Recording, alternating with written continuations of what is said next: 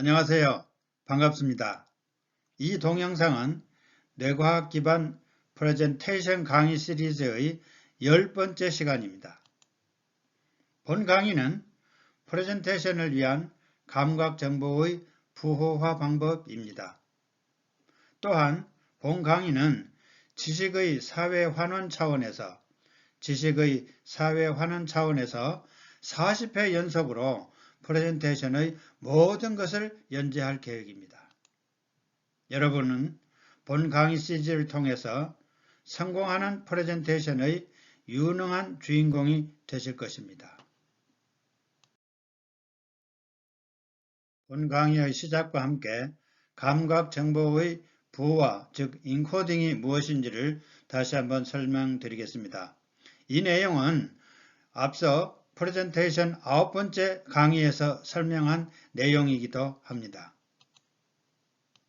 그래서 감각정보의 부호화 즉 인코딩이란 시각, 청각 등 오각으로 입력된 감각정보를 주의집중으로 받아들여서 정기적 신호로 변환한 후에 기억 시스템으로 입력하는 과정으로 의미있게 만들기 위해서 조직화하여 처리하고 기존의 지식, 즉 신경회로망에 연결시키는 과정입니다.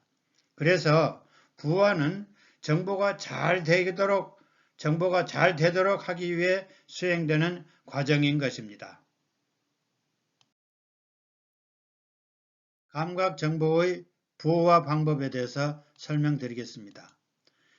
감각 정보의 부호화 방법에는 세 가지의 방법이 있습니다. 첫째, 조직화 방법, 둘째, 정교화 방법, 셋째, 맥락 형성 방법입니다. 우리 뇌가 감각 정보를 잘 저장하여서 필요시 장기 기억에서 즉 롱텀 메모리에서 쉽게 인출하여 쓸 수 있도록 하기 위함이죠. 다음에는 이 세 가지 부호화 방법에 대해서 설명드리겠습니다. 본 뇌과학 기반 프레젠테이션 강의 동영상이 40회까지 연재될 수 있도록 여러분의 적극적인 성원 부탁드립니다.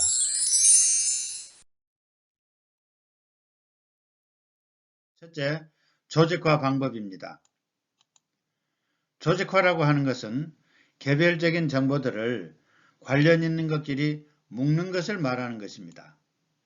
그래서 뇌는 정보 처리 과정에서 기본적으로 조직화하는 특성이 있다고 합니다. 그래서 비슷한 기억들끼리 뇌의 같은 부위에 모아서 처리, 저장하는 것이지요. 그래서 뇌는 정보들을 의미적으로 관련이 되고 일관성 있는 범주로 묶는 것이지요. 뇌에서 정보들이 의미있게 조직화되면 조직화되지 않은 개별적인 것보다 더 잘 기억된다고 합니다. 작업기억, 즉 워킹 메모리에서는 정보가 장기기억, 즉 롱텀 메모리로의 저장에 도움을 주고 또 장기기억에 저장된 후에는 기억의 회상에 도움을 주는 것입니다.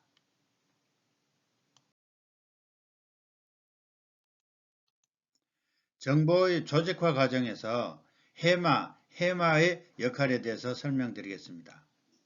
뇌는 한꺼번에 쏟아지는 모든 정보에 반응한 것이 아니고 좋아하는 것 또는 의미 있는 것만을 선별하여 다루는 것입니다. 이때 싫어하거나 무의미한 것들은 아예 처리하지 않거나 피상적인 수준으로 처리하는 것입니다.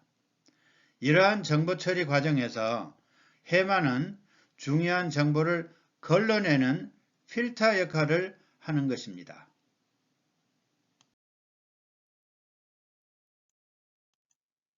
다음에는 조직화 방법의 사례를 설명드리겠습니다. 칠레, 이탈리아, 한국, 모로코, 영국, 페루 등 13나라를 기억하려면 어떻게 해야 되겠습니까? 바로 조직화를 해야 기억을 할 수 있는 것이죠. 먼저 각 나라의 위치, 즉 대륙을 알아야 되겠죠. 그래서 칠레는 남아메리카, 이탈리아 유럽, 한국 아시아, 모로코는 아프리카, 영국은 유럽, 페루는 남아메리카. 이렇게 위와 같이 위치를 감안하여 묶어야 하는 것입니다. 이것이 조직화인데, 그러면 남아메리카의 칠레 등의 세 나라, 아프리카의 케냐 등 세 나라, 또 아시아의 한국 등 세 나라, 이렇게 조직화를 하면 머릿속에서 쉽게 외울 수 있는 것입니다. 그래서 이 방법을 프레젠테이션에 적용하는 핵심 내용은 시청 중이 프레젠테이션 내용을 잘 기억하기 위해서는 발표자가 정보들을 관련 있는 정보들끼리 조직화하여서 설명하는 것이 아주 효과적이라는 것이죠. 두 번째로 정교화 방법입니다. 정교화 방법이라고 하는 것은 관련 정보들을 연결하여 의미 있게 해주는 것이지요. 그래서 정보를 더 효과적으로 저장을 하여 나중에 기억하는데 도움이 되는 방법입니다. 그래서 관련 정보 조각들을 활용하여 이들 사이의 연관성을 형성하고 새롭게 획득한 사실에 관련 정보들을 덧붙여 연결하면 우리 뇌에 새로운 생각과 개념의 신경회로망이 잘 형성될 수 있는 것입니다. 예를 들면 처음 만난 사람의 이름을 기억하기입니다. 처음 만난 사람의 이름을 신체적 특징과 연결하면 그 사람의 이름을 회상할 때 쉽게 떠올릴 수 있는 것이지요. 예를 들면 이름은 오드리 헵번이고 눈이 크고 숏커트의 검은 머리다 라고 하면 나중에 이 중에 이름을 모르거나 얼굴을 모를 경우에는 우리가 눈이 큰 사람을 기억을 하면 오드리 헵번이 떠오를 것입니다. 또 새롭게 입력된 정보를 사전 지식, 이미 있는 지식과 연결하면 뇌에 새로운 개념의 신경회로망이 형성될 수 있는 것입니다.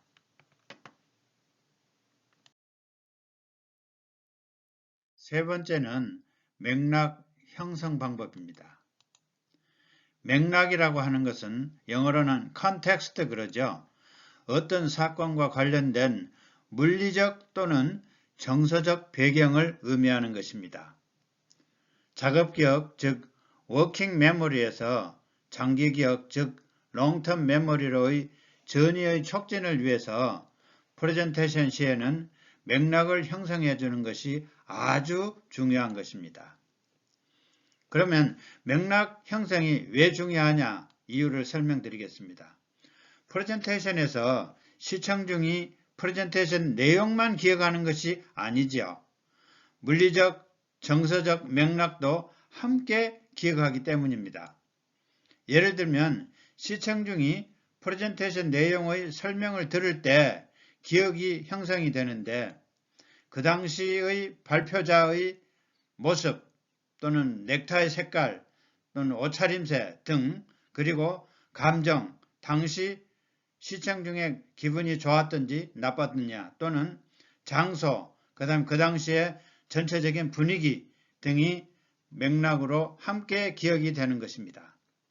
그래서 장기 기억에서 정보의 회상은 정보 입력과 아주 밀접한 관련이 있는 것입니다. 그래서 프레젠테이션 시 시청 중이 정보를 뇌에 입력할 때의 맥락과 정보를 회상할 때의 맥락이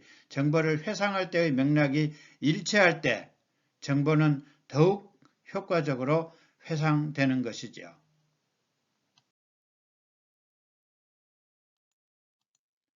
뇌는 실제 사례를 좋아합니다.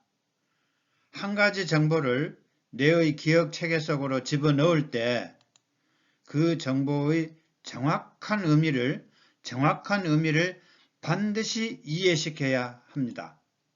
그래서 시청 중의 뇌에 정보를 집어넣으려면, 즉 메시지를 집어넣으려면 그들에게 그 정확한 의미를, 그 정보의 정확한 의미를 설명해 줘야 하는 것이지요.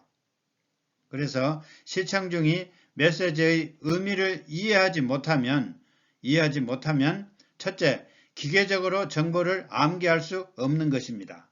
그 다음에 그 의미가 저절로 알게 되거나 이해되리라고 기대를 해서는 절대 안 되는 것입니다.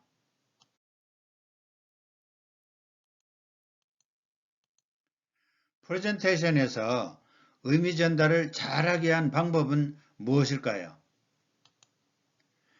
메시지의 요점과 관련된 의미가 있는 경험이나 사례를 설명하는 것이지요. 왜냐하면 경험이나 사례는 거기에 스토리가 있기 때문입니다.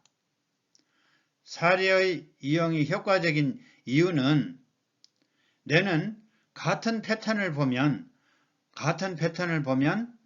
무조건 짝지으려는 특성 때문입니다. 입력 정보가 뇌 속에 이미 존재하는 정보와 연관될 수 있다면 정보는 더 잘 자리를 잡게 되는 것이지요. 그래서 뇌는 새로운 정보를 부호화할 때 이미 뇌 속에 있는 정보와 비교를 해서 유사점과 차이점을 찾는 것이지요.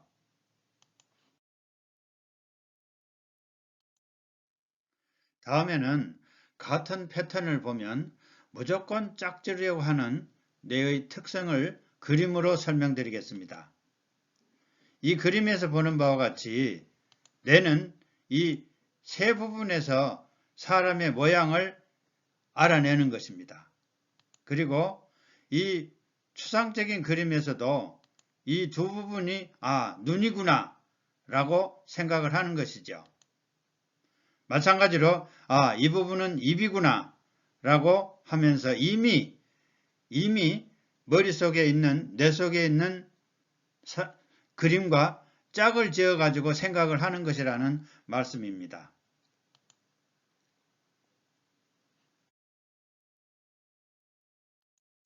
다음에는 구름의 모양을 가지고 설명드리겠습니다. 우리의 뇌는 벌써 세 군데서 동물 비슷한 형태를 찾아냅니다. 이미 우리 머릿속에 이와 같은 패턴들이 기억으로 자리 잡고 있기 때문에 이 기억들과 각 패턴들을 비교해 가지고 찾아낼 수 있다는 말씀입니다. 마찬가지로 이 그림도 사자가 앉아있는 형상을 하고 있죠. 이 또한 우리 뇌 속에 이와 비슷한 패턴이 이미 기억으로 자리 잡고 있다는 얘기죠.